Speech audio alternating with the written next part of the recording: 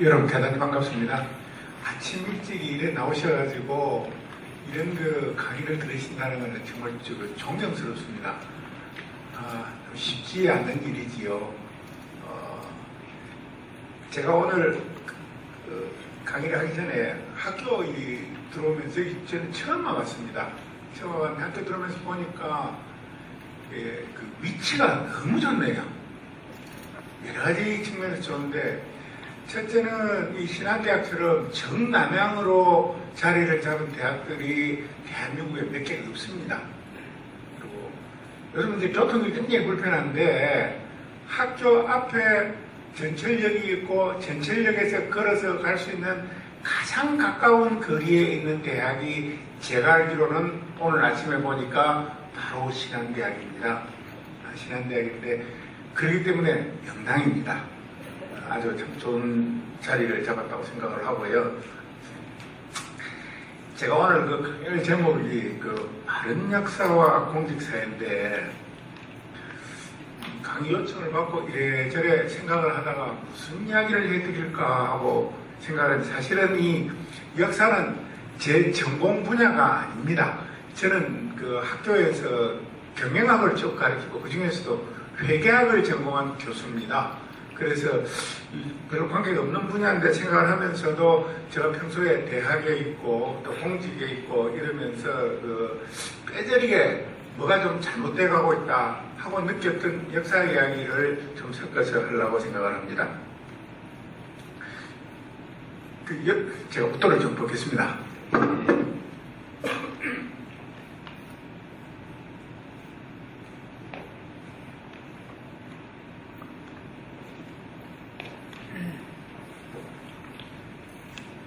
근데 역사 이렇게 이야기하면 다른 나라에서는 있지 않습니까?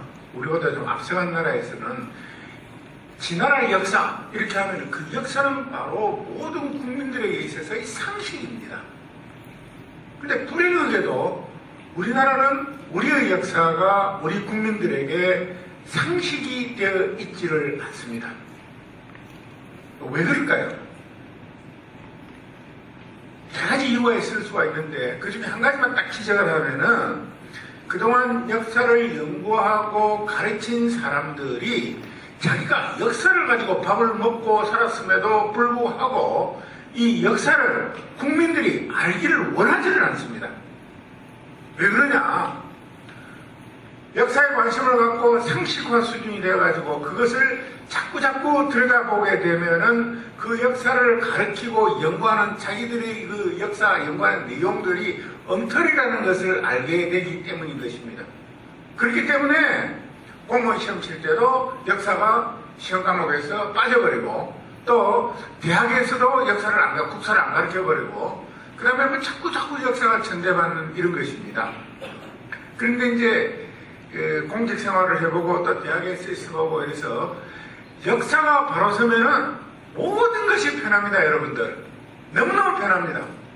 왜 역사가 바로 서면은 편하나 이렇게 보면은, 지가 아무리 출세를 하고 총리를 하고 대통령을 하고 장관을 하고 그래도 이 역사에 비추어서 보았을 때 뭐가 잘못됐으면은 그 높은 자리는 오로지 예술에 불과했던 것이지요. 예를 들어서 제 5대손이 먼 훗날 이야기입니다만은, 옛날에 우리 할배가, 경상도 말로 할배가 장관을 2개나 지냈는데 우리 할배가 장관을 어떻게 했을까? 그러면은 이제 요즘 인터넷이 워낙 발달했으니까 들어가서 검색을 쫙 하면은 이제 제가 장관할 때 뭐 하고 이렇게 쭉 나오지 않겠습니까? 그렇죠? 그걸 들여다보고 제 5대손 손자가 야, 우리 할배 정말 잘했다, 멋지다 이러면 정말 다행인 것입니다. 그런데 그걸 보니까 아유, 우리 할배는 그냥 엉뚱한 짓거리나 하고 택바이 짓거리나 하고, 그러면은 할아버지가 높은 자리를 한 것이 자랑스러울 수 있는 것이 아니라 부끄러운 것입니다. 그렇기 때문에 그것이 대학이든 공직사회든 간에 역사가 바로 서버리면은 모든 일들이 순리대로 돌아가게 되는 것이죠. 근데 역사가 바로 서지 못하니까 이제 문제가 된 것인데, 특히 우리의 경우에는 그 알고 있는 역사들 자체가 상식이라고 되어야 된다고 그랬지만은, 상식도 아니지만서도 상식으로 가지고 있는 역사도 많이 잘못되어 있더라 하는 데서 제 강의를 시작하고자 합니다. 우선 그 역사와 관련해서 이 공직자들은 방금 말씀드렸다시피 반드시 성공한 공직자가 되어야 됩니다. 교수도 성공한 교수가 되어야 되고 총장도 성공한 교수가 되어야 됩니다. 그런데 이제 저희가 평가를 할 때 어떤 공직자가 성공한 공직자냐, 제가 경험에 비추어서 쭉 또 독서에 비추어서 보니까 이 성공한 공직자는 바로 국민을 위해서 일을 하는 공직자입니다. 한자말로 이야기하면은 위민 정치를 한 사람들이에요. 위민 행정을 한 사람들이에요. 영어로 이야기하면은 for the people이죠. 백성을 위해서, 국민을 위해서 그 관점에서 쭉 그 일을 하는 사람들인데, 바꿔 말씀드리면은 공직을 하면서 나는 어떻게 했었는지 우리 국민들이, 우리 백성들이 안녕한 나라를 만들겠다라고 생각한 사람들은 대체로 성공한 사람들이었던 것 같습니다. 그런데 그런 생각이 없이 한 분들은 별로 성공하지 못한 것 같더라. 그래서 위민이 바로 공직자의 성공을 결정하는 첫째 목표가 되더라 하는 것이고, 그 다음에 두 번째는 여기 써놓지는 않았습니다만은 이제 지위가 높아질수록, 지도자가 될수록 꼭 갖춰야 될 덕목 중에 하나는 사람을 알아보는 안목을 갖춰야 된다는 것이죠. 저 사람은 어떤 장점이 있고, 저 사람은 어떤 단점이 있고, 저 사람 성격은 어떻고, 그렇기 때문에 이 사람은 이 자리를 시키면은 국민을 위해서도 도움이 되고, 국가를 위해서도 도움이 되고, 조직을 위해서도 도움이 되고, 본인을 위해서도 도움이 되고, 그래서 이 자리에 가는 사람은 그 사람을 그렇게 알아보고 거기에 맞춰서 적절한 자리를 줘서 본인도 크고 조직도 커나가고 국가도 커나가는, 이런 걸 사람을 알아보는 안목, 즉 지인이 되겠죠. 지인. 이것이 꼭 필요한데, 이런 그 국민을 위해서 일을 하지 않고 자기 정파적 이익, 자기 개인의 이익, 이걸 중심으로 해서 일을 하는 사람들은 전혀 성공한 사람들이 아니더라 라는 이야기를 들을 수가 있을 것 같습니다. 여기서 우리 요즘 이야기를 하면 이런 거죠. 대통령이 사람을 쓸 때 우선 충성하는 사람을 쓴다고 그러잖아요. 자기에게. 그건 굉장히 잘못된 관점입니다. 저희가, 저도 대학에 오래 있었는데, 여기 마침 대학이다 보니까 학교에 가면은 이 파벌들이 많이 나눠져 있습니다. 어느 대학이든지 공립대학인지 사립대학인지 불문하고, 그런데 이게 이 대학에서 이 파벌 싸움이라는 거는 또 굉장히 심각합니다. 여러분들 생각하는 것보다. 옛날에 그 헨리 키신저가 국무장관을 때였는데, 신문기자가 물었어요. 당신은 그 장관만 하다가, 아니, 교수만 하다가 어떻게 그 국무장관을 할 수 있느냐? 라고 이야기를 하니까 헨리 키신저가 이렇게 답변을 했습니다. 무슨 소리 하냐? 내가 하버드 대학 교수를 했다. 그리고 국무장관 건 별거 아니다. 라는 식으로 이야기를 했습니다. 근데 그 이야기를 들은 기자가 이해를 못했어요. 이해를. 그 키신저 이야기는 이런 것입니다. 정치판도 이래 같이 패거를 지어서 당파적으로 이렇게 서로 토론하고 타협하고 싸우고 이런 것인데, 대학도 마찬가지다. 그랬을 때 키신저가 이렇게 이야기를 했습니다. 대학에서 이렇게 티격거리는 것, 이것이 정치판에서 티격거리는 것보다 훨씬 더 심각하다.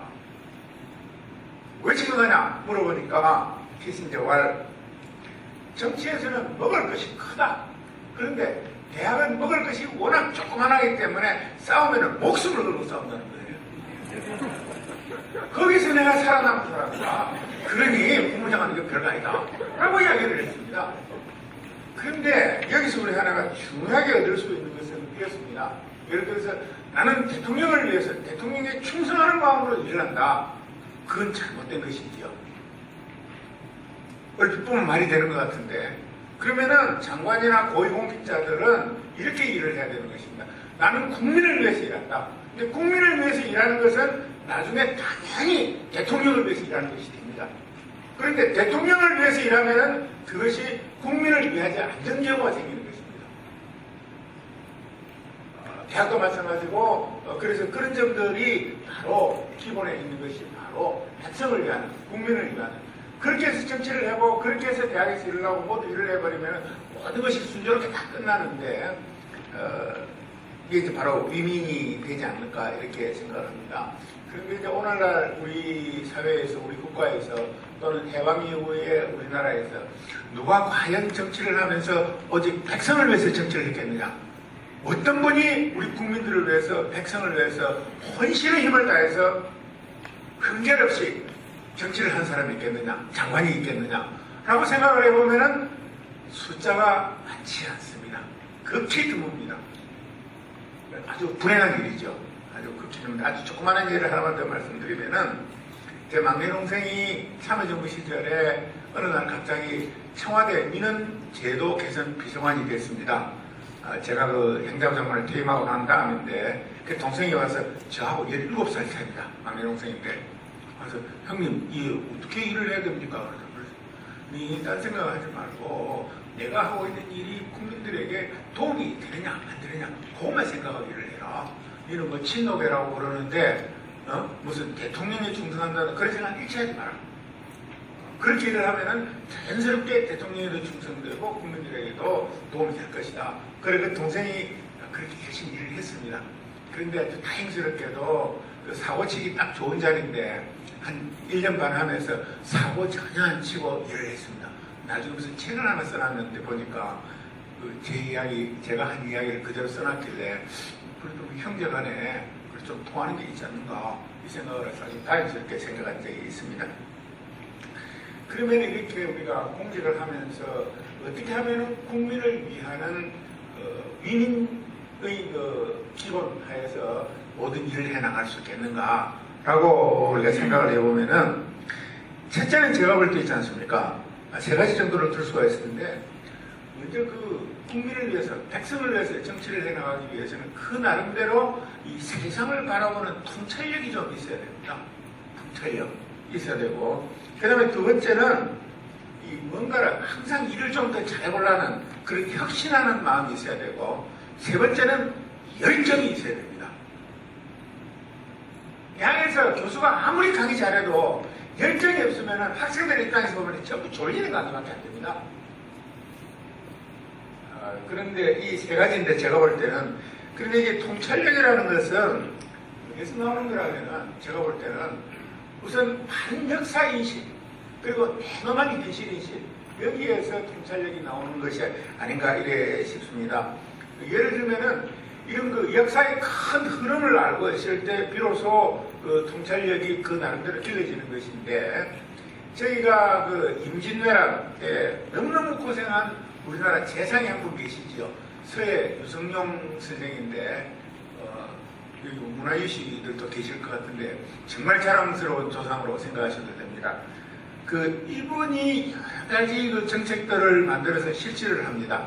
특히 그 중에 백성들의 그 고통을 들어주기 위해서 대동법의 정신인 이제 질미법도 또 주장을 하시고, 또 그 당시에는 거의 신분제가 해체돼가는 과정이니까 이 종들도 노예들도 전쟁에서 공을 씌우면은 양민으로 내주고 하는 등등 많은 그런 정책들을 하게 되죠. 그런데 나중에 이제 그 임난이 끝나고 난 다음에 다시 보수 반동 정치를 하는데, 보수 반동 정치를 하는 사람들은 바로 역사의 흐름을 전혀 모르고 한 것입니다. 결국 그것이 인조 반정으로 이어져 가지고 조선이 멸망하는 경우로 이어집니다. 나중에 인조 반정 이후에는 세월이 좀 지나면서 일당 독재에 들어가게 되고, 노론 일당 독재에 들어가게 되고, 그렇게 함으로써 다양한 의견들이 국가 정책에, 경제 정책에, 결정에 전혀 반영되지 않고 도구마로 들어가게 되죠. 그러니까 망할 수밖에 없는 것이에요, 나라가. 그런 점이 있다는 걸 말씀드리고, 그 다음에 역사적 통찰력이 또 필요한 것이, 요즘 많은 불만들도 있고 또 다 잘하려고 하긴 하지만은 또 조선의 개혁군주였던 정조 임금이 1800년에 돌아가십니다. 1800년 이후에 지금 2014년이잖아요. 그럼 214년입니다. 이 214년 동안에 그런 그 도구마를 가지고 있던 그 사람들을 제외하고 혁신적이고 개혁적인 사람들이 정권을 잡아서 국가를 운영해 본 것은 막 크게 봐서 딱 20년에 불과합니다. 그 10년은, 최근에 10년은 고민의 정부, 그 다음에 노무현 정부 해서 10년, 그리고 조선왕조 말기에 대원군이 집권했던 초기, 아마 이 정도만 개혁 또는 이런 사람들이 정권을 잡았고, 그 외에는 전부 수구, 고수, 꼴통, 다시 말해서 백성을 전혀 위하지 않는, 자기들의 정파만 위하는, 자기들의 가문만 원하는 위하는 이런 사람들이 정권을 잡아온 것이에요. 그 놀랄만한 일들이 참 많습니다. 여러분들 오늘 시간이 많지 않아서 다 이야기를 못 드리겠는데 뭐 역사상 뛰어난 인물들이 어떻게 자기 가문을 위해서 일을 하는지 국가는 도외시하고 깜짝깜짝 놀랄 일입니다. 정말 놀랄 일입니다. 일일이 말씀드릴 수 없는데 그건 이제 전혀 백성을 위한 정치가 아니고 위민 정치가 아니고 그건 바로 자기들이 역사에 대한 통찰력이 부족했든지 아니면 역사를 알고 있으면서 깡그리 무시했든지 하는 것 둘 중에 하나가 아니겠는가 싶습니다. 그 다음 지금 우리가 가만히 생각해 보면 있잖아. 역사적으로 살펴보면은 고려조 말기에 요즘 정도전이라는 사극이 있지 않습니까? 그거 보니까 정도전이 그 개혁을 하면서 땅을 전부 몰수해가지고 백성들 숫자에 따라서 나눠주자. 그래서 그 뭐 계민수전, 계부수전 이래 나오고 나중에 그걸 좀 후퇴를 해가지고 과정법으로 끝납니다만은 또 그 당시 백성들이 살 수 없을 정도로 문란했던 생활의 기본인 토지제도, 조선왕조 만렙에 와서 그 문란했던 조세제도, 또 그것이 그냥 옛날 이야기가 아니고 여러분 옛날 이야기 아니고 지금 상황하고 비교하면은 양극화하고 똑같습니다. 양극화. 이 양극화가 심화되고 이렇게 되면은 언젠가는 터지게 됩니다. 그걸 뭐 임계점이라고도 이야기를 할 수도 있고 인화점이라고 할 수도 있고 반화점이라고도 할 수가 있는데 그것이 터지면은 국가가 엄청난 혼란을 겪게 되는 거고 엄청난 코스를 치르게 되는데 그것을 얼마만큼 심각하게 인식하고 있느냐. 그것은 바로 백성을 위한 정치인데 지금 현대에 있어서 이 심각한 양극화 문제를 글쎄요 여러 가지 문제를 여러 가지 방법에서 그걸 접근을 해야 되겠지만은 인식하고 있는 그 심각성의 정도는 정말 심각합니다. 여러분 요새 왜 애들이 젊은 사람들이 결혼을 늦게 하고 결혼해서 애를 잘 안 낳는 줄 아십니까? 여러 가지 이유가 있겠지만은 애가 결혼해서 내 새끼 낳아봐야 좀 속된 말로 표현하면은 잘 나가는 놈 시다발이 꾸이 못 낳겠는데 내가 왜 결혼하고 애 낳냐는 것이 그런 차저적인 이야기들 이것들이 양극화가 점점 임계점으로 가고 있다는 대표적인 증거가 될 수가 있습니다. 아주 심각하다. 이런 문제들은 결국은 그 역사적인 관점에서 이런 그 시각들을 가지고 있을 때 결국 노력해서 풀 수밖에 없는 문제다. 그래야 위민정치가 된다. 그래야 성공한 공치가 된다. 이런 얘기가 될 수 있지 않겠습니까? 그럼 이제 두 번째 이 위민을 하기 위해서는 끊임없이 혁신을 해 나가야 됩니다. 저는 제가 참여정부 때 장관을 했다고 해서 하는 이야기는 절대 아닙니다. 이건 절대 아닙니다. MB 정권 들어서부터 혁신의 희열점만 들어도 알려지만 모든 공무원들부터 대통령까지 다 보인다는 거 아니에요. 혁신 뭐 이럴 때 누가 혁명하자는 이야기입니까? 피 흘리는 혁명하자는 이야기 아니고 다 때려엎자는 이야기가 아닙니다. 혁신이라는 것은 다른 것이 아니고 오늘보다 내일 더 일을 잘하고 내일보다 모레 더 일을 잘하는 겁니다. 그런데 이제 이게 근래 들어 서양의 영향이 많다 보니까 뭐 혁신하자 이러면은 전부 뭐 미국에서 무슨 혁신을 했더라, 영국에서 무슨 혁신을 했더라, 일본에서 무슨 혁신을 했더라 이런 이야기 또 거기서 사례를 가지고 와서 이야기를 하는데 사실은 역사를 통해서 볼 때 부족하긴 했지만은 우리 민족만큼 혁신을 잘해온 민족도 없습니다. 제가 보기에는 로마 제국하고 조선왕조가 혁신을 제일 잘했어요. 조선왕조도 어렵지만은 필요할 때 적절한 혁신들은 이루어졌습니다. 세종 때, 성종 때, 광해군 때, 영정조 때 등등해서 이루어졌는데 이 혁신이라는 건 별거 아니고 제가 생각할 때는 혁신이란 오늘보다 내일 일을 잘하고 내일보다 모레 일을 잘하는 것을 한문으로 이야기하면은 일신우일신입니다. 그렇잖아요. 여러분, 저는 아직도 기억을 하고 있는데, 제 초등학교 교훈이 있지 않습니까? 날로 새로우랍니다. 매일매일 새로우라. 근데 그게 혁신이거든요. 제가 그 당시에는 그게 무슨 뜻인지 몰랐는데, 높은 자리 가고 정부에서 일하면서, 야, 내가 참 좋은 초등학교 나왔다. 라는 것을 다시 한번 인식을 했는데, 그래서 이제 일신, 우일신 이것이 혁신인데, 그럼 일신, 우일신이 어떻게 해서 되느냐? 우리 다 배운 겁니다. 그건 옹고지신하고 화기시승하면 의식이 무의식이 됩니다. 옛것을 돌이켜보고 새것을 끊임없이 익히고 그렇잖아요. 그리고 그걸 계속 공부해서 익힌 것을 실천해보면은 그것이 매일매일 새로워지는 기름질입니다, 여러분들. 그것이 바로 혁신인 것이죠. 대학에서도 그렇습니다. 지난해보다 올해 더 잘하고 올해보다 내년 잘하고 그러면은 해온 것 반성해보고 또 잘하는 것도 배우고 그래서 또 확실히 확인이 된 거는 실천하고 그러면 매일 혁신이 되어 나가는 것이죠. 다만 그 가운데서 무조건 하다 보면은 실수도 참 많으니까 뭘 해야 되는 거라면은 실사구실을 해야 됩니다. 혁신을 하면서 다산 선생님이 워낙 말씀을 많이 하셔가지고 더 이상 설명이 필요 없을 것 같고요. 그 다음에 이걸 하더라도 경물치지를 해야 됩니다. 되게 어려운 말이죠. 이 경물치지라는 거는 이제 아주 쉬운 말로 이야기를 하면은 세상 사는 물리에 맞게 일을 하라는 것이죠. 물리에 맞게. 황당한 짓 하지 말고 물리가 튀었다 그런 말을 합니다만 또 물리에 맞게 이렇게 하면 이제 혁신이 되는 것인데 이 물리라는 게 그 어려운 말인 것 같으면서도 어찌 보면은 그 어려운 말이 아니고 그 쉬운 말입니다. 물리에 맞게 일을 하는 게 이렇잖아요. 공부 잘하는 머리 따로 있고 일하는 머리 따로 있다 이런 이야기를 하면서 우리 사이에 이런 이야기를 합니다. 속된 말로 제 친구는 통박이 식빵이다. 통박이라는 말이 무슨 말입니까? 통박이 식빵이라는 착 보면은 이렇게 하면 일이 되고 이렇게 하면 일이 안 되고 하는 것을 식빵 수준까지 안다는 이야기입니다. 그러니까 억지로 일을 하지 말고 이렇게 쭉 해나가면은 혁신이 되더라 하는 것이죠. 이게 혁신을 하지 않는 조직, 혁신을 하지 않는 정권, 혁신을 하지 않는 개인, 이건 전혀 발전이 없습니다. 절대로 발전 없습니다. 그래서 그렇게 해야 위민이 되고, 그 다음에 이제 세 번째는 이제 열정을 가지고 있어야 된다고 제가 말씀을 드렸는데, 제가 이 쭉 살아보니까 그죠.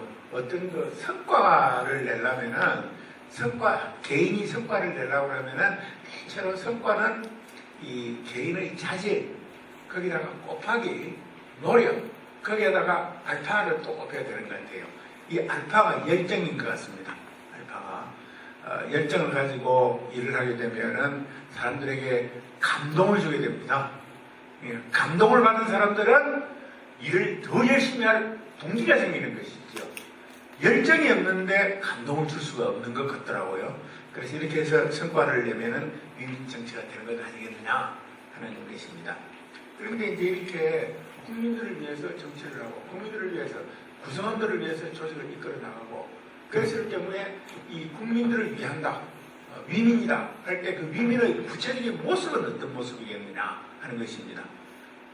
국가 전체적으로 볼 때 정치가 위민 정치가 이루어지면은 제가 볼 때는 국민들이 어떤 상황에 처하게 되냐면은 사전적으로 사후적으로는 아니고 사전적으로 모든 사람에게 기회가 균등하게 주어지는 사회. 이것이 정말 위민 정치입니다. 바꿔 말씀드리면은 나도 열심히 일하고 열심히 공부하면은 재벌도 될 수도 있고 장관도 될 수도 있고 출세도 할 수도 있고 이런 세상이 좋은 세상입니다. 말이 안 된다고 생각할지 모르지만은 그게 정말 좋은 세상입니다. 내가 아무리 열심히 일하고 아무리 공부하고 아무리 노력해도 나는 이 상태를 면할 수가 없다 하면 누가 열심히 일하겠습니까? 아무것도 안 되는 사람. 아까 제가 그 젊은 사람들이 결혼해서 아예 안 낳는 이야기 했는데 내가 지금 이 상황에서 아무리 열심히 하고 아무리 노력을 해도 지금보다 더 잘 살 수도 없고 출세할 수도 없고 내 자식 낳아봐야 내 자식한테 이런 가난만 대물림 해주고 어려운 상황만 대물림 해준다면 누가 결혼해서 애 낳고 누가 열심히 일하겠습니까? 굉장히 어려운 상황이죠. 그래서 이 사전적으로 기회가 아주 균등한 기회가 주어지는 사회 이것이 그야말로 좋은 사회다. 이것이 그 백성을 위한 사회다라는 것입니다. 근데 사실은 이런 사회가 바로 역동적인 사회입니다, 여러분들.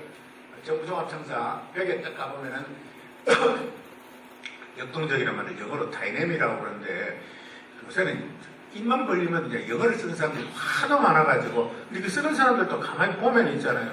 대단히 죄송한 이야기지만 별 영어도 잘 하지도 못하는 사람들이 입에 꼭 영어를 직접하는 경우가 참 많긴 합니다만은도 다이내믹 코리아하고 붙어 있습니다. 그런데 다이내믹 코리아를 해놓고 정부에서 이 다이내믹이 무슨 말인지도 모르고 다이내믹을 붙여놨어요. 이게 번역하면 역동적인데, 그래서 이제 어느 날 그 청와대에서 대통령 주재로 역동적인 한국을 위하여 이라고 뭐 유명한 관련 연구기관에서 그 보고서를 만들어서 돈을 3억이나 받아가지고 제가 보니까 보고서를 만들어 발표를 했는데, 그 원장이라는 양반이 그 특정인을 평화하기 위해서 하는 것 아닙니다. 이 양반이 미국에서 좋은 대학도 나오고 뭐 경력도 그래요. 발표를 쭉 하는 걸 들어보니까 경제 성장이 잘 돼야 역동적인 사회가 된다는 것이죠. 그건 틀린 말은 아닙니다. 그러나 그건 극히일 뿐인 것이죠. 극히일 뿐. 그러니까 사전적으로 기회가 균등하게 주어져서 열심히 일할 수 있는 동기가 주어지는 사회. 이것이 바로 역동적인 사회고, 이것이 희망을 주는 사회고, 그것이 바로 유민정치라는 것이죠. 그 다음에 이제 또 하나는 이 역동적인 측면에서 보면은 이 개인의 창의성이 최대한 존중되는 사회. 이것도 역동적인 사회의 하나 중요한 모습입니다. 여러분, 과학기술이나 또는 그 예술 이쪽에서 보면은 그 창의성이 존중되는 사회, 그것이 바로 그 사람들에게는 대단히 역동적인 사회인 것이죠. 이것이 바로 유민정치의 모습이다 하는 것이고, 이것이 되어야 국민들이 희망을 갖고 열심히 일을 하고 조직이 희망을 갖고 열심히 일을 하게 되더라 하는 것입니다. 근데 사실은 이렇게 되려면 말이죠. 뭐가 필요한 거냐면 소통이 잘 돼야 됩니다. 여러분들. 소통. 우리가 최근 그 MB 정권에 들어서 불통, 뭐 이런 정권에 들어서 불통, 이런 이야기를 하는데, 소통이라는 것이 무엇입니까? 서로 이야기 잘하는 게 소통입니까? 그럼 구체적인 모습일 수는 있는데, 소통은 딴 데 있는 것이 아니고 바로 신뢰가 있어야 소통이 됩니다. 신뢰를 쌓는 과정, 그 자체가 소통이 되는 것이죠. 그럼 어떻게 하면 신뢰가 형성이 되느냐? 이것은 또 하나의 커다란 강의 주제이기는 합니다만은,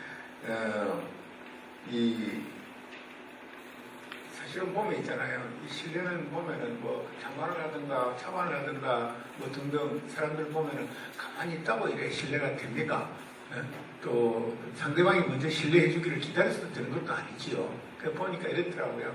신뢰는 좀 더 많이 가진 사람이, 좀 더 높은 자리에 있는 사람이, 좀 더 권력을 많이 가진 사람이, 좀 더 힘이 있는 사람이, 좀 더 나이가 있는 사람이, 이런 사람들이 그렇지 않는 사람에게 진심으로 믿어주는 경우, 거기서 신뢰의 시작이 되는 것이죠. 물론 그 경우에 그렇게 믿어줬는데도 불구하고 신뢰를 지키지 못하는 경우에는 좀 속된 말로 손을 좀 봐줘야 됩니다. 그냥 내버려두면 안 되고요. 그렇게 해서 이제 신뢰가 형성이 되는 것인데, 이렇게 되면은 이제 소통이 이루어지고, 그렇게 해서 유민정치가 가능해지고 희망을 갖는 그런 조직이 되더라, 이런 것입니다. 그 대학에서도 보면 있잖아요. 그걸 참아야하는데, 우리나라 대학들의 그 교훈을 보면은 학교에 따라 조금 차이가 있는데, 대체로 보면 교훈이 다 공통적입니다. 교훈의 목표, 자유, 진리, 정의, 뭐 이런 것들이 대학 교훈 아닙니까, 여러분들? 아니에요? 그렇습니다. 다 그런데, 사실은 그 대학의 목표나 교훈은 있지 않습니까? 제가 생각할 때는 하나 예를 든다면은, 대학의 경우에는 이 사람을 아끼는 대학. 그러면 대학은 쫙 성공할 수밖에 없어요. 근데 지가 아무것도 안 하고 있는데 위에서 지를, 또 구성원들이 지를 아껴줄 것이다. 이건 또 아니죠, 그렇죠? 하여튼 사람을 아끼는 대학.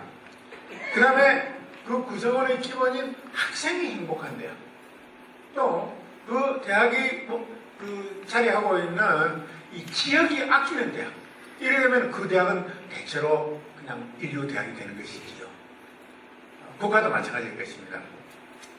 그래서 이 유민인데, 이런 과정에서 왜 우리가 올바른 역사를 해야 되느냐, 또 이런 역사가 어떻게 미래를 담보를 하느냐, 이걸 우리가 생각을 좀 해보면은, 아까도 잠깐 말씀드렸지만은, 지금 나쁜 짓을 해서 애매한 나쁜 짓들이죠. 그래서 대법원 재판까지 갔는데 무죄로 나왔다. 그렇다고 그래서 역사의 응징까지 무죄다라고는 할 수가 없는 것입니다. 역사의 평가라는 것은 굉장히 냉혹한 것인데, 우리가 흔히들 역사는 승자의 기록이라고 그러지만은 그러면서 또 뭐가 좀 잘못된 것을 사람들이 많이 좀 봐주려고 그런 것도 있어요. 그러나 역사가 승자의 기록이긴 하지만은 사실 자체는 존재하고 그 역사를 해석하는 데는 승자나 패자에 따라서 좀 다르게 해석을 할 수는 있지 않겠나 이래 싶습니다. 예를 들어서 우리나라에 최근에 있었던 그런 그 해방후에 있었던 것만 보면은 뭐 요즘 논쟁이 심하잖아요. 논쟁이 심한데 대체로 보면은 이제 그 일제 때 또 일제에 넘어가기 전에 나라를 팔아먹은 친일 매국노 이 사람들이 해방 이후에 그대로 우리나라에서 원정이 된 겁니다. 친일 매국노가. 그러고는 이제 이 사람들이 나중에 또 그 쿠데타 이후에는 군사 독재 세력과 같이 부하 노동을 하고 앞잡이가 또 되고, 그런데 요즘에 다 와서는 그거를 뭐라고 포장을 하는 거라면은 산업화 세력으로 포장을 합니다. 일면은 타락한 부분도 있어요. 그러나 그 본질은 전혀 바뀐 것이 아니라는 것이죠. 그것이 바로 역사의 평가라는 것입니다. 그 다음에 이제 그 사람을 평가할 때 역사에서는 공은 공대로 평가하고 과는 과대로 평가를 해야 됩니다. 공이 아무리 커도 과를 덮을 수가 없고 과가 아무리 커도 공을 덮을 수는 없습니다. 이것은 역사에서 평가한 것이죠. 그런데 근래에 이제 우리 경우에 보면은 공이 좀 있다고 해서 과까지 다 덮으려고 그러고, 그 다음에 과가 좀 많다고 해서 공까지 다 덮으려고 그러고, 이런 평가는 적절하지 못하다. 이러나 저러나 역사의 평가는 공정하게 이루어질 것이다 라고 우리가 이야기를 할 수 있습니다. 그런데 이제 좀 전에 이야기했다시피 그 해방 이후에 또는 일제강점기에 들어가면서 그런 이야기들 많지 않아요. 독립운동 하면은 그냥 3대가 빌어먹고 친일하면은 5대가 떵떵거리고 산다. 그러면은 제가 거기다 몇 줄 써놨기는 했습니다만은 우리가 어릴 때 부모한테 끊임없이 듣고 한 이야기가 뭐냐, 너 절대 나서지 마라. 너 자꾸 잘났다고 설치면은 원한돌이 정 맞는다. 그런 이야기 많이 들었잖아요. 원한돌이 정 맞는다. 그 다음에 근래에 들어서 야, 그거 뭐 좋은 게 좋다. 왜 자꾸 니 혼자 자꾸 나서겠다더냐. 이런 이야기들 등 많은 그런 이야기들을 듣고 자랐습니다. 그런데 사실은 나설 때는 나서야죠. 또 정을 맞아서 깨지더라도 당당하게 깨질 수도 있는 것입니다. 그런데 이제 이렇게 그 나서지 마라, 정 맞는다 이런 식으로 하면은 모든 사람이 비겁해지는 것이죠. 그렇죠. 그럼 사회 전체가 비겁해지는 것이죠. 사회 전체가 당당해지지 못하는 것이죠. 그러면 사회 전체가 희망이 없는 것이죠. 그런 생각들을 역사적 관점에서 이야기를 할 수가 있고요. 참 여러분들 이 재미난 것들이 참 많은 데 있잖아요. 그 중에 한 가지만 아까 소개받은 이백일 소장님이 쓴 책을 보니 끼는 게 있더라고요. 1910년에 일제가 한일합방 병탄을 하고 난 이후에 일본 사람들이 일제 병탄에 공이 많은 사람들을 이제 후작부터 시작해가지고 자작까지 자기를 주고 돈을 15만 행부터 시작해서 뭐 5만 행까지 나누어준 서운을 한 기록이 있습니다. 일본 사람들이 이런 건데 그 기록을 보니까 그때 자기를 받은 사람이 76명이에요. 그 중에는 이제 왕족도 많이 있고, 그 다음에 이제 그 당시에 당파를 분류할 수 있는 사람, 분류를 된 사람들이 64명인데, 그 중에 56명. 64명 중에 56명이 노론입니다, 노론. 근데 노론 당수가 이완용이에요. 그러면 여러분, 근데 그 당시 노론이 집권당이라는 이야기 아닙니까? 지금 집권당이, 지금 새누리당이죠. 새누리당이 당수부터 앞장서서 나라를 팔아먹으려고 생각을 하면 우리나라 그대로 팔아먹고 넘어갑니다. 조선왕조 말기 어렵다 손 치더라도 이 지배층들이 다른 역사인식을 갖고 피안하게 싸웠으면 일본한테 병탈을 안 당하죠. 근데 그 당시 집권층과 왕족들이 앞장서서 파산하는 배에다가 구름 뚫어갖고 물 들어가고 그리고 이 사람들이 자기를 받고 돈을 15만 원씩 받고 그리고 그 돈으로 자식들 교육시키고 자식들 생각들 버리잡고 그렇게 해가지고 잘 먹고 잘 살고 잘 키우고 그러니까 국민들이 볼 때는 이게 참 우스운 나라가 된 꼴인데 반대로 독립운동한 사람 예를 하나만 더 들면은 뭐 이분이 월북을 해가지고 그 제가 말씀드리려면 평가를 그래 뭐 잘 받지 뭐 북한에서 잊혀지고 남쪽에서 잊혀진 분인데 여러분 그 의열단 이야기 들어보셨어요? 많이 들어보셨을 거예요. 그 약산 김원봉이라는 분이 있습니다. 이분이 이제 의열단 단장인데 일제시대에 의열단은 한 명이 조선에 입국하겠다는 정보가 들어오면은 조선에 있는 모든 일본 헌병과 경찰이 비상이 걸립니다. 사람 한 명 때문에. 그렇게 일제가 무서워하던, 가장 무서워하던 항해단체인데, 이분이 이제 그 마지막에 임시정부의 군무부장을 지냈어요. 그리고 이제 광복군 이지대장을 지냈죠. 맞습니까? 이지대장을 지낸 불세출의 이 애국지사고 혁명가입니다. 그런데 이 양반이 1945년 11월 달인가 기국을 하고 1947년에 해방된 조국에서 종로 한복판에서 여러분 잘 모르실 겁니다. 일제 때 종로서 친일 경찰하던 노선 수령한테 수갑을 채고 빵을 맞았습니다, 여러분. 어떻게 생각하십니까? 그런 일이 있어야 되는 일이냐 이거죠. 수모라도 그런 수모가 어딨겠습니까? 18살에 중국에 독립운동하러 가서 평생을 바치고 40대 후반에 장년이 돼갖고 와가지고 목숨을 같이 바치면서 일제 때 20만 원의 현상금이 붙어있던 사람인데 종로 경찰서 한가운데에서 일제 친일 경찰 고등경찰한테 수갑을 차이고 뺨을 맞았으니까. 그래서 이분이 의열단 같은 단원하던 유모라는 분 종암동에 있는 그분 집에 가가지고 3일 동안 술을 먹고 대성통곡을 했다는 거 아닙니까? 그래서 월북해 버렸어요. 내가 여기서는 내 목숨도 보지하지 못하겠다. 그런 역사들은 다 파묻히지 않습니까? 근데 역사라는 것은 그렇게 파묻히는 것이 아닙니다. 자꾸 하다 보면 다 드러나게 되어 있어요. 이렇게 과거의 역사들은 그냥 역사책을 보는 사람들이 전부 한문으로 써져 있고 이러니까 보는 사람들 숫자가 적습니다. 아주 그 소수의 사람들에게만 공개된 정보인데 지금 인터넷이 발전해갖고 있잖아요. 조선왕조 실록은 물론이고 삼국유사, 삼국사기, 중국의 사기, 한서, 후한서, 삼국지 그냥 클릭 짝짝 딱딱딱딱 하고 주어서까지 다 뜨고 해석까지 다 떠버립니다. 그래서 역사는 절대로 숨길 수가 없는 것이다. 절대로 숨길 수가 없는 것이고 그렇기 때문에 이런 말 있잖아요. 아무리 네가 숨기려 해도 하늘이 알고 땅이 알고 네가 알고 내가 아는데 숨겨지겠느냐. 그래서 이 역사의 평가라는 것은 엄정한 것이고 잘못된 것은 역사의 응징을 받는 것이고 그렇기 때문에 우리가 바른 역사에 비추어서 모든 일들을 결정하고 행동하고 하는 경우에는 조직에 있어서는 또는 국가에 있어서는 그것이 유민정치가 된다. 이런 말씀이 되겠습니다.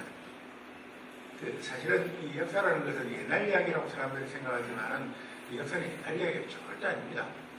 그 옛날 이야기만 읽으면 그냥 재미나는 이야기책 읽고 말지요. 역사를 통해서 볼 때 우리가 그 교훈을 얻을 수 있는 것이죠. 역사를 통해서 보고 반성을 하고 그렇게 해서 이제 미래를 열어나가기 때문에 미래학이라고도 이야기를 할 수가 있는데 아까 그 국정원장 지내신 이종찬 원장님 계신데 이종찬 원장님 그 막내 할아버지 종조 할아버지가 그 우리나라 초대 대통령을 지내신 성제 이시영 선생님이십니다. 그런데 이제 그분이 그 중국에서 독립운동을 할 때 무슨 열받는 일이 계셔가지고 책을 한 권을 쓰셨는데 감시마늘이라는 책이에요. 얼마 전에 책에 주시길래 제가 줄을 쫙쫙 끄가면서 읽어봤더니 여러 가지 이유에서 그 책을 썼는데 그 책 내용은 이런 것이에요. 자기가 그 어렵게 독립운동을 하면서 근데 사실은 그 성재 선생이 있지 않습니까? 보니까 그 젊은 날 그 우리나라에서 그 벼슬 할 때 조선왕조 때 제일 좋은 자리가 평안 감사잖아요. 관찰사. 그 젊은 날 평안도 관찰사를 감사를 하셨더라고요. 이제 그런 분이 이제 독립운동을 하는데 얼마나 힘이 들었겠어요. 정말 잘 먹고 잘 살 수 있고 그랬는데도 참 풍찬노성하면서 독립운동을 하는데 그분이 그 책 내용에서 보니까 확신을 가지고 독립을 했습니다. 성재 선생님이. 무엇 때문에 확신을 했느냐?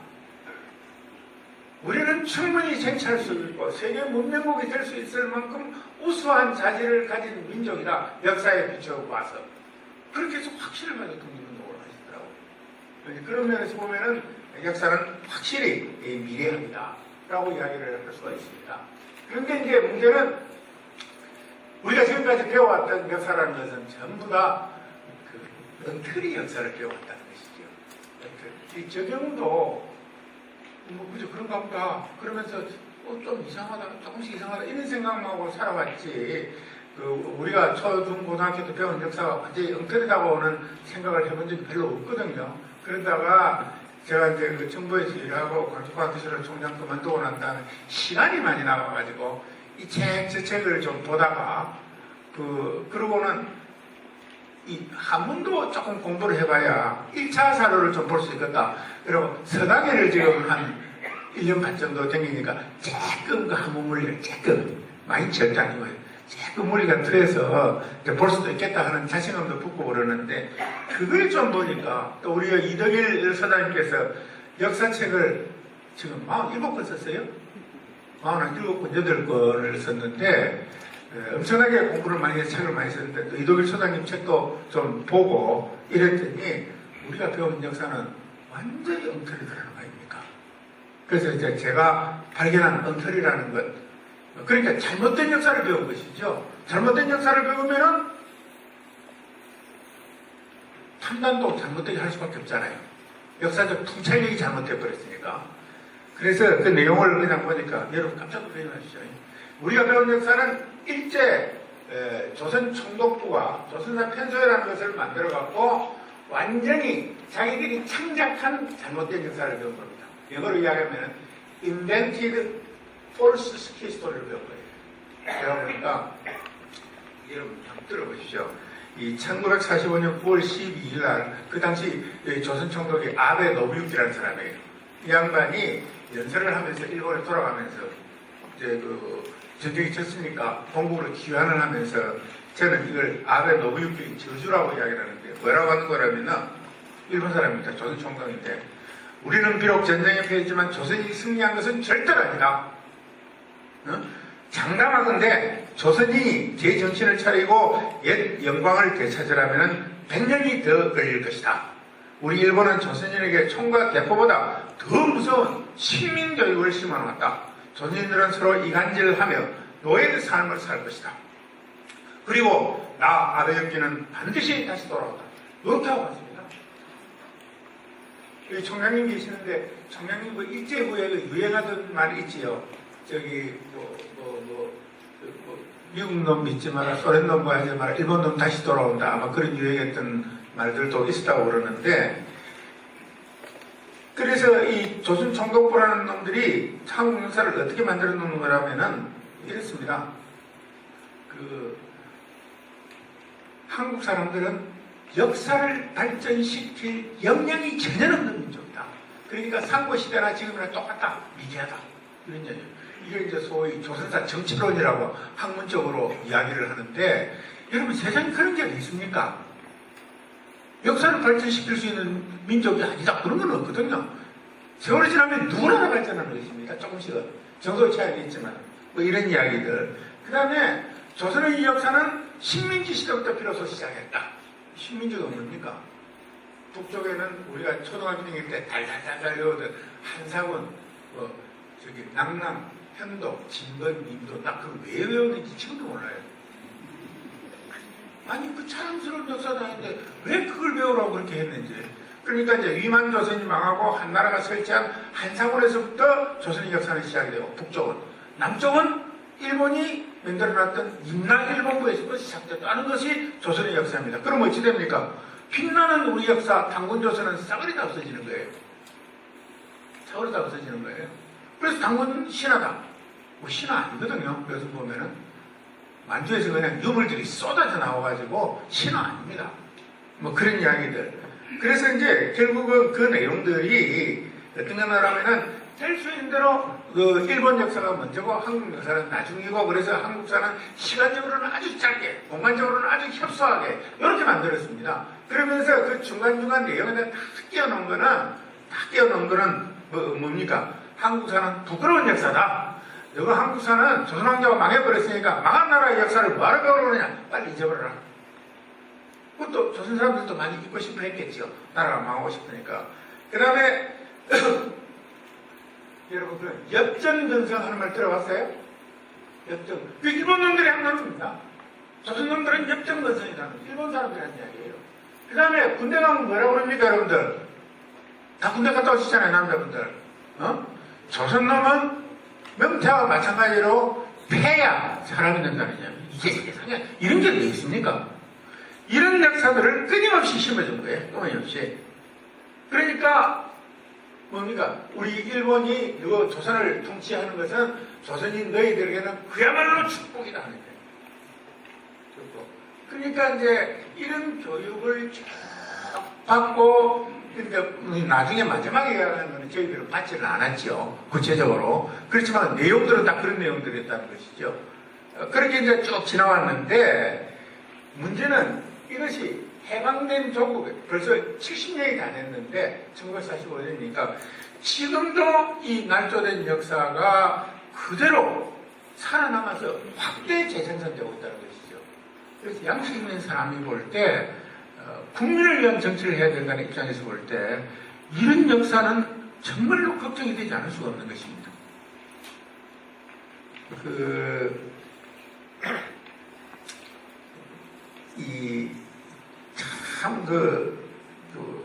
나라도 운이 있고 개인도 운이 있고 이러는데요.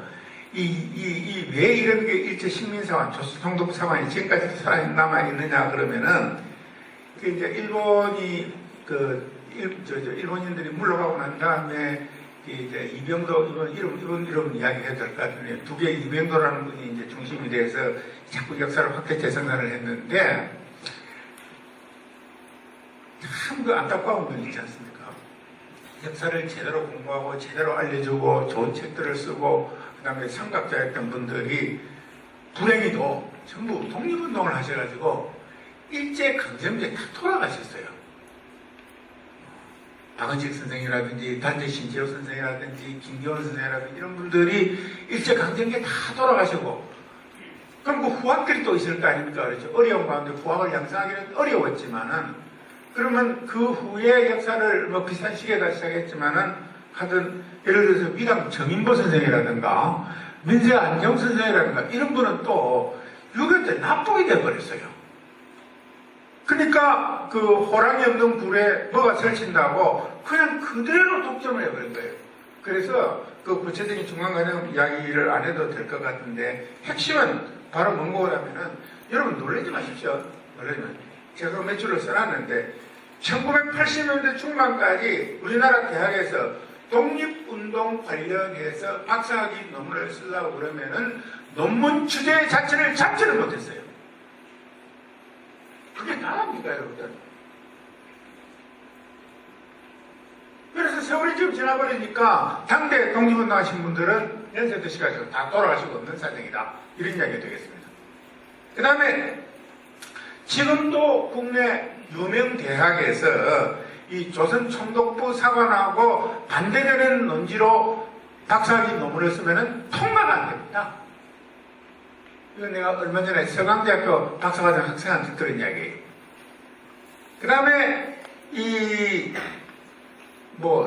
사람들 역사 교과서 날조까지 다 했으니까 많이 좀 고쳐진 부분은 있기는 합니다만 이래서 지금도 계속 학교의 재생산이 되고 있으니 참 큰일이다.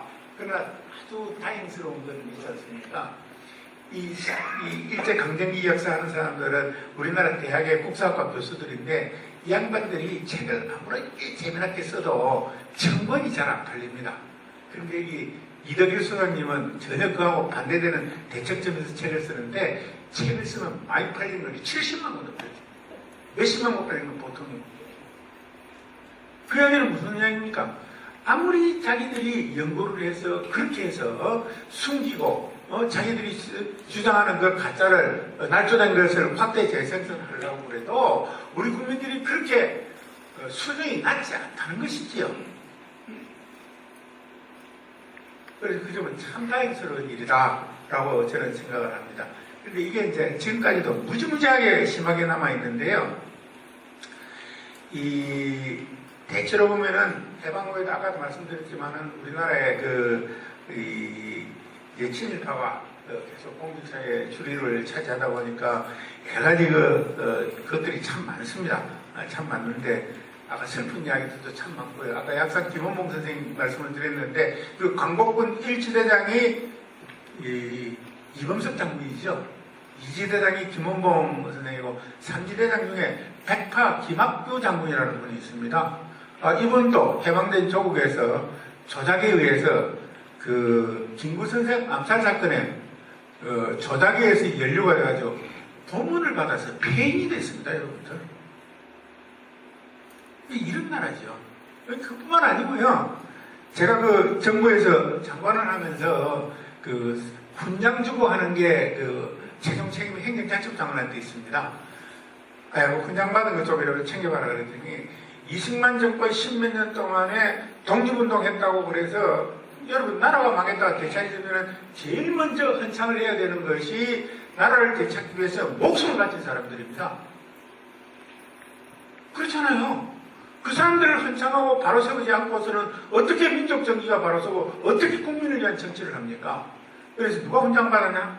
하고 물어봤더니 토론을 가져왔는데 이승만 정권 10몇 년 동안에 독립운동 했다고 훈장을 받은 사람이 딱 2사람밖에 없어요. 여러분 놀랄만한 일 아닙니까? 몰랐잖아요 모두들. 저도 그때 처음 알았어요. 한 사람은 이승만 각하 자신이고 또 한 분은 자기 혼자 받으니까 좀 쪽팔리잖아요. 그러니까 부통령 하시던 성재 이시영 선생가 둘이에요. 기록이 남아있는 것이 무섭지 않습니까? 그 조그마한 기록이. 그 다음에 이제 기록 갖고 이야기를 하면은 참 한심한 일이지요. 그 뒤로는 이제 많이 좀 받고 그랬는데 훈장도 많이 받고 그랬는데 이게 또 재미난 게 많습니다. 이게 꼭 감옥살이를 하든가 이래야 훈장 포장을 받습니다. 대중의 머리가 타고난 사람들은 일본어로 잡히지도 않고 더 열심히 하는 사람이 있어요. 근데 이분들은 증거가 없는 거예요.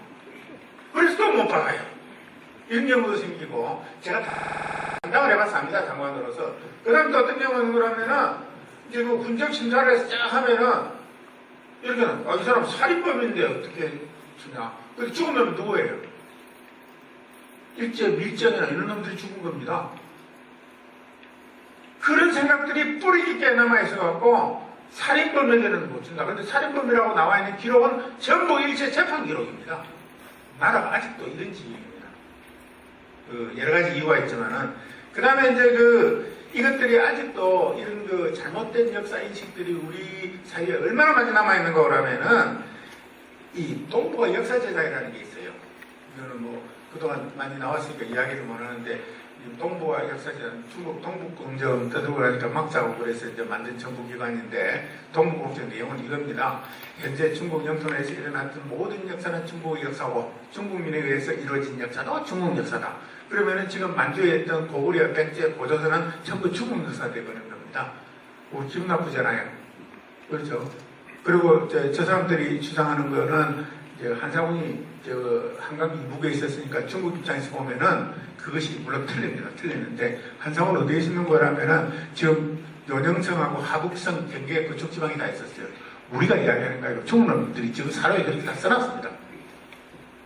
사료에 써놨는데 이게 막으라고 그대로 내버려 두면은 나중에 남북 통일이 됐을 때 이게 옛날에 우리 영토인데 하고 영거권을 주장할 수도 있습니다. 중국에서 심각한 문제입니다. 그러나 대한민국 헌법에는 대한민국 영토는 한반도 부속 도서로 되어 있다고 그러잖아요. 그리고 미국 상원에서도 이것이 남북이 통일이 될 때도 중국이 북쪽에 대해서 영거권을 주장할 수 있다고 벌써 우려를 표명을 하고 있고 그래서 이제 이게 이론적으로 학문적으로 해서 중국 동북국력이 틀렸다는 것을 좀 막으라고 동북아 역사재단을 만들어 놨더니 중간 이야기 싹 생략하겠습니다. 여러분들이 하는 짓거리가 중국 동북공정 서울 출장소로 일을 하고 있는 거예요. 동북공정에 반대되는 문건 단 한 건, 어문 단 한 건도 없어요. 반대로 자기들 홈페이지에다가 동북공정에 찬성되고 동조하는 이야기는 절대 했으라는 겁니다. 이걸 여러분 어떻게 해야 되겠습니까? 아직도 우리 사회가 그렇다고요. 그래서 이제 저희들이 지금 몇 가지 운동을 전개해서 뭉뚱치상들 있잖아요. 우리 젊은 분들도 계시는데 이놈들이 말이지 하버드 대학이라고 그러면은 전부 다 조금 세계사로 가는 줄 알고 정부 예산을 10억을 들여갖고 10억을 다 내온 이겁니다. 한반도 북부는 고대 중국 식민지였다고 영어로 책을 만들어갖고 그놈들이 쓴 논문들 번역해갖고 10억을 들여갖고 온 세상에 배포를 하려고 합니다. 그걸 그대로 놔둬서는 안 되겠죠, 그죠? 그뿐만 아니고요. 그 이야기가 되게 많은데 제가 시간을 맞춰야 되니까 그 내용을 써놓은 걸 읽으실 수는 읽으시면 되겠고요. 그러면은 이제 이런 일도 있었습니다.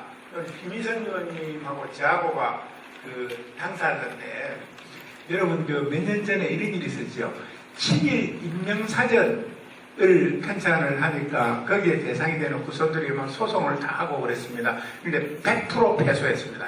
우리 할배는 친일파 아니었다 하고 소송을 제기했다가 단 한 명도 못 이겼어요. 100% 졌는데 그 친일 임명사전에 맞다 그랬는데 이게 이제 해방된 조국에서 이 맥로드를 척결하지 못하니까 그대로 놔뒀어야 되겠느냐 하고 민간 차원에서 우리가 권력이 없으니 척결은 못하지만은 역사에 기록은 남겨놓자 조사를 해서 그래서 이제 친일 인명사전을 반민족연구소로해서 만들기로 했어요. 그것이 지금 민족문제연구소로 바뀌었는데 거기에 2003년에 몇 년 전에 시작을 했는데 돈이 필요해가지고 정부에 예산 지원을 요청을 했습니다. 그때 이제 김희선 의원님 등등해서 주도를 해갖고 예산을 국회에서 5억을 넣어줬을 거예요. 5억을 넣어줬어요. 그럼 그거하고 일을 했습니다. 하다 보니까 이게 이상하거든. 그러니까 이제 절대 다수가 아직도 차지하고 있는 친일파 부회들이 나 이거 못 보겠다 하고 예산 못 준다라고 그 다음에 예산을 다 잘라버렸습니다. 한 푼도 안 넣어줬어요. 그 일이 안 되게 됐습니다. 여러분 정치판에도 그렇습니다. 공무원만 그런 것이 아니고 그 뿌리가 지금도 남아있다는 것이죠. 그런데 부산에 있는 어떤 고등학교 선생님이 안을 냈어요. 야 이거 일 같으면 그냥 잊지 말고 국민선거으로 하자. 그래서 국민선거 모금운동을 하니까 여러 불길처럼 돈이 모였어요. 근데 이건 이제 불특정 다수를 대상으로 하는 것이기 때문에 이런 선거 모금을 하려면 그 당시 행정자치부의 승인을 받아야 됩니다. 근데 그거는 승인이 오면 과장정결이에요. 제가 그때 부산 내려가고 출장을 내려가고 있었는데 이제 오마이뉴스에서 주도를 하고 했는데 오마이뉴스에서 주도를 해갖고 보내니까 행정자치부 과장이 이거는 안 된다고 노해본 겁니다. 지가 가만히 생각할 때는 시끄러울 것 같거든. 있잖아요. 왜냐하면 고위공직이고 정치판에서 국회에서 노한 것을 행정자치부에서 예스 해줬다. 그러면 이제 깨질 것 같으니까 노해버린 겁니다. 그러니까 그날 저녁에 각 TV에 어떻게 나오겠습니까? 행정자치부는 친일파의 소굴이다라고 막 떠들어본 거예요. 저는 이제 부산 내려가고 있었는데 그래 전화가 또 왔어요. 이거 큰일 났다 이거야. 왜 큰일 났냐 그랬더니 우리 부가 친일파의 소굴이 되어버렸단 말이에요. 그래서 제가 열을 받았죠. 그래서 제가 오마이뉴스 대표 오연도 좀 바꿔라. 바꿔요. 내가 오 대표 누구 떠들어갖고 전부 다 친일파 소굴이 나오는데 오 대표 나도 어제 10만원 냈다? 장관이 10만원 냈는데 친일파라 소굴이라고 뜯으면 어떡하냐고 언제 내셨어요? 그러더라고. 장관실에서 내가 인터넷으로 10만원 냈다 찾아봐라. 그럼 찾아보니까 일단 둘째 날 모금하는 둘째 날 10만원을 낸 기록이 나왔어요. 그래갖고 싹 다 들어갔습니다. 난 돈 10만원이 그렇게 엄청난 역할을 한 거는 내 생애 처음이었어요. 지금도 그렇습니다. 그 공무원들이 나빠서 그런 거 아니에요. 그 다음에 여러분 최근에 그 뉴라이트 그 교과서 이야기 아시죠? 교과서. 그 교과서 내용이 뭡니까? 한마디로 요약해서 이야기하면은 그 내용은 이렇습니다. 일제시대가 나쁘지 않았다는 얘기. 근데 자기들은 표현하고 싶기로는 일제시대가 좋았다라고 표현을 하고 싶은데 그렇게 표현하면 너무 문제가 생길 것 같으니까 일제시대가 나쁘지 않았다라고 정도로 표현한 겁니다. 그럼 그 안에는 뭐 여러 가지 내용이 있지만은 그 사람들 생각이라는 것은 아주 쉽게 이야기하면은 김구 선생과 안중근 의사는 테러리스트다. 이렇게 하는 사람들이에요. 그런데 정말 그 사람들이 세상 물정을 모르는 게 그런 식으로 책을 써서 아직도 그 책을 그렇게 만들 수 있는 권한을 자기들 패거리가 잡고 있지만 그런 책을 만들었을 때 대한민국 고등학교에서 그 책을 대대적으로 써주리라고 생각을 하고 그 책을 만든 거 아니에요. 책을 만들 어떻습니까? 아무것도 안 쓰잖아요. 그래서 저는 우리 민족이 다시 한번 위대하다라는 것을 확인했습니다. 경북에 되어 있는 조그마한 고등학교 한 군데에서만 그것을 채택을 했다는 이야기를 들었습니다만 세상은 그렇게 바뀌어가지고 있는데도 불구하고 역사의 승자라고 생각했던 그 사람들 구애들은 아직도 옛날 이야기를 하고 있고 옛날에 거기서 고착해서 그 사고에서 벗어나지 못하고 있는 것이죠. 그러니까 참 깝깝한 이야기라고 할 수밖에 없습니다. 그 다음에 이제 더 놀랄 건 있잖아요. 지금 공직사회에서 일제가 조선총독부 조선사 편서를 중심으로 해갖고 완전히 날조한 역사책을 조선사라는 이름으로 36권을 썼습니다. 그건 이제 결정판이죠. 우리나라 역사 날조한 거. 그런데 여러분 놀라지 마십시오. 참 오늘 너무 쇼킹한 이야기만 많이 해갖고 죄송한데 우리나라에 국사편찬위원회라는 게 있습니다. 들어보셨죠? 그 위원장이 차관입니다. 차관급인데 국사편찬위원회에서 이 이야기를 하면 목소리가 높아질 수밖에 없잖아요. 열을 받으니까 이 36권을 일본말로 써야 했습니다. 번역을 해서 우리나라에 보급을 하겠다는 거 아니에요.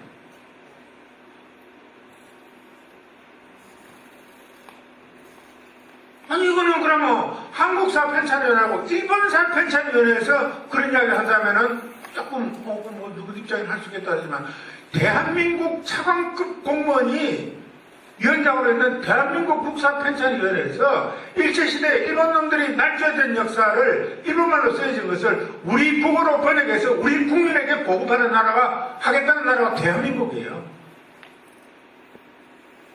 그래서 이제 세상이 그리 만만하지 않다고 내가 몇 가지 계속 말씀을 드렸는데 그렇게 해서 이제 결국은 국회의원들이 떠들고 이래가지고 그게 포기가 됐어요. 근데 그 언제 또 그런 식으로 할지 모릅니다. 정말 답답한 이야기고 사실 이러다 보니까 그 영향력이 엄청나게 깊지 않아요. 뿌리도 깊고 오래되고 그러잖아요. 그러면 공무원들 입장에서 볼 때는 이렇습니다. 왜 그 상사들이 전부 그런 생각을 하고 있으니까 자기 자신도 모르더니 조금씩 순치가 되는 거죠. 그러다 무슨 결정을 할 때 눈치 보고 책임 안 지고 살아남고 이런 것만 남는 거예요. 이런 것만. 그러다가 자기들 패거리끼리 도움이 되면 고기를 챙겨 먹고 요새 여러분 관피하라는 말 있죠. 금피하라는 말도 있고 모피하라는 말도 있고 이랬는데 우리 이사장님 강성종 의원님도 국회에서 잘 알겠지만은 그거 너무 심합니다. 최근에 세월호 사건이 있었는데 그거 한 가지만 아주 조그마한 예일 수도 있는데 예를 들고 나오면은 그 해양경찰이 완전히 그냥 몸매를 맞아가지고 해체 수준으로 갔잖아요. 저도 옛날에 해양수험 장관을 했습니다. 해양경찰청 인사도 한번 해봤어요. 근데 저는 그렇게 인사하지 않습니다. 그런데 이번에 딱 보니까 해양경찰청 국장급 이상이 7명이어야 되는데 그거 둘 빼고 청장하고 차장하고 빼고 전부 다 3,000톤 이상 배 타본 경험이 없는 놈들만 하고 있는 거예요. 그리고 그것도 특정 지역 패거리들이 다 해먹고 왜 국장이 나온 거예요? 그래서 일이 되겠습니까, 여러분들? 제가 해수장관 할 때 그 이야기를 해서 해경 인사를 하는데 가져와라. 그랬더니 인사 지침을 달라고 그러더라고. 제가 해양경찰은 모르는데 무슨 인사 지침을 줄 수가 있습니까? 그래서 지침을 주기는 좋습니다. 야, 되려면 시키고 안 되려면 절대 시키지 마라. 제가 좀 인사 지침. 그런데 이제 인사를 하고 보면서 조금 마음에 안 들어서 이제 좀 조심을 하고 인사를 해왔기 때문에 큰 문제는 없었는데 경무기획 정보수사 이것은 행시 출신이 되라. 이번에는 대신에 경비, 군안, 현장은 100% 현장 경험인 사람을 해라. 국장 그렇게 바꿨습니다. 그리고 이제 그 당시에 청장이 경찰에서 올 수밖에 없었는데 육상경찰에서 청장이 육상경찰에서 왔으니까 차장은 반드시 현장 경험이 풍부한 사람을 시켜라. 그렇게 시켰어요. 그 기본이지 않습니까? 그런데 이제 패거리들끼리 해먹다 보니까 특정 지역이 줄줄이 다 해먹다 보니까 아무것도 모르는 놈들이 있으니까 그럴 수밖에 없는 것이죠. 물론 다른 요인이 많습니다. 인사 측면에는 그런 요인들이 있는 것이고, 그 다음에 이제 여기에다가 광복 후부터 시작해갖고 우리 그 공무원 인사에도 문제가 많아요. 공직에서 이렇게 완전히 눈치 보기 뭐 이런 식으로 바뀌어가지고 책임 안 지기 이런 말이 있습니다. 그 공무원들 보고 복지부동 하는 말이 있잖아요. 복지부동. 복지부동보다 더 나쁜 말이 신토불이랍니다. 딱 엎드려갖고 땅하고 몸하고 하나 되는 거죠. 공무원들이. 근데 그보다 더 심한 거 있습니다. 딱 땅에 엎드려갖고 복지안동 하는 게 있습니다. 딱 엎드려갖고 눈만 떼고 그러거든요. 이렇게 저기까지는 여러 가지 그 역사적인 그런 관점에서 바라볼 수밖에 없는데요. 결국 이러다 보면은 장관을 시켜놓으면 그냥 1년도 못 합니다. 1년도 못 하고. 제가 해양사무장 7개월밖에 못 했거든요. 행정장관은 특이하게 1년 7개월 했는데 좀 길게 하긴 했습니다만. 이러다 보니까 공직사회에서 일부러 말은 안 하지만은 공무원들이 몸속에 배어 있는 게 있어요. 배어 있는 게. 장관은 잠깐 순간적으로 왔다 가는 것이고 정권은 잠깐이고 우리 공무원은 영원하다 이렇게 생각을 합니다. 그러니까 그런 것들을 역사적 관점에서 깨줘야 일이 되는 거 아니겠는가 이렇게 생각을 합니다. 시간이 딱 맞추려고 하는데 마지막으로 한 말씀만 더 드리면은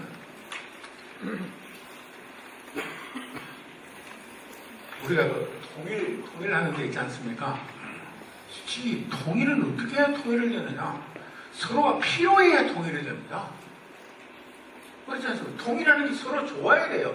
남도 통일하는 게 좋고 북도 통일하는 게 서로 좋아야 통일이 되는 것이지 남에서 볼 때도 싫고 북에서 볼 때도 싫고 그러면은 아무리 떠들어도 통일이 안 되는 것입니다.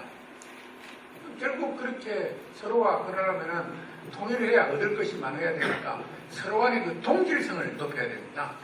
그리고 상호 의존성을 높여야 됩니다. 그래야 서로 잃을 게 많고 얻을 게 너무 많고 그래야 통일이 되는 것인데 우리가 경제적 측면에서만 통일을 해보면 있잖아요. 엄청나게 경제적으로 도움이 됩니다. 통일 비용은 들어가겠죠. 통일 비용은 일시적인 거지만은 또 여러 가지가 있습니다. 예를 들어 지금 우리가 통일을 해야 되는 여러 가지 이유가 우리가 지금 외채가 전체적으로 한 4천억 달러 정도 될 겁니다. 이 4천억 달러의 이자를 요즘 한 2%, 이자 따질 필요 없고요. 4천억 달러에 대해서는 이자를 무는데 외채에 대해서 여러분 생각을 해보세요. 남북한의 관계가 통일이 되고 이렇게 관계가 좋으면 국제금융시장에서 컨트리 리스크라는 게 있어요. 저 나라는 전쟁의 위험이 높으니까 이자를 좀 비싸게 받아야 되겠다. 그걸 0.5%포인트 그러면은 4천억이니까 4, 5, 20억 달러입니다, 여러분. 그렇죠? 그렇게 남북한이 잘 지내고 통일을 달면은 컨트리 리스크가 없으니까 1년에 20억 달러가 그대로 남는 겁니다. 2조 원이죠. 그 다음에 제가 있을 때 하나 이야기만 드리면은 노무현 대통령 정권 초기에 벌재, 모래가 굉장히 부족했습니다. 건설이 너무 많아가지고. 그래 모래가 부족하니까 태안 앞바다에 그 바닷모래가 좋습니다. 그걸 그냥 밭 위에 올려가지고 물로 씻어갖고 공사장에서 썼거든요. 그래 하도 걱정을 하길래 국무회에서 그런 이야기를 했습니다. 제가 아니 저쪽에 예성강 경남도 그쪽에 내려오는데 한탄강 그쪽에 보면은 뭐냐 70년 동안 모래 한번 파보지 않은 데다. 그거는 그대로 모래 그 자체다. 어떻습니까? 정sen통일병원이 북한하고 협상해갖고 거기서 밭에 모래 좀 파담아갖고 인천으로 와서 그대로 씁시다. 그래갖고 아마 그 협상이 며칠 걸리지도 않았어요. 그래갖고 이제 계속 그거 갖다가 여기 그 국내에서 썼어요. 값도 굉장히 싸요, 그거는. 굉장히 싸고. 근데 그게 아마 그 다음 정권 바뀌고 난 다음에 바로 없어졌다고 그러던데. 그래 나중에 계산을 해보니까 있잖아요. 거기 모래가, 제가 그만두고 난 다음인데, 연구소 쪽에서 계산을 해보니까 그 모래가 전부 다 파면은 한 13조 원 정도 된답니다. 13조 원이면은 그때 당시 돈으로 남북한 교류 활성화하고 관계 개선되면은 서울에서 평양까지 KTX 놔줘도 그 돈으로 된다는 거 아니에요. 그래서 이제 머리를 쓰고 그러면은 상호 의존성도 얼마든지 높일 수도 있고 동지성도 확보할 수가 있습니다. 그러나 이것을 이념적인 차원에서 접근을 하면 절대로 동지성을 높일 수가 없지요. 그 중요한 대상 중에 하나가 바로 역사입니다. 여러분, 동지성을 높일 수 있는 역사. 우리가 이렇게 투쟁을 했고, 이렇게 살아왔고, 이렇게 같은 민족이었고, 이것을 자꾸 해서 서로 자부심을 높여가고 상호 의존성을 높여가면은 아마도 그 통일에 대한 큰 기여를 할 수 있지 않을까. 그런 의미에서 신한대학에서 한민족 평화통일연구소 만드는 것은 제가 볼 때는 큰 의의가 있다고 생각합니다. 감사합니다.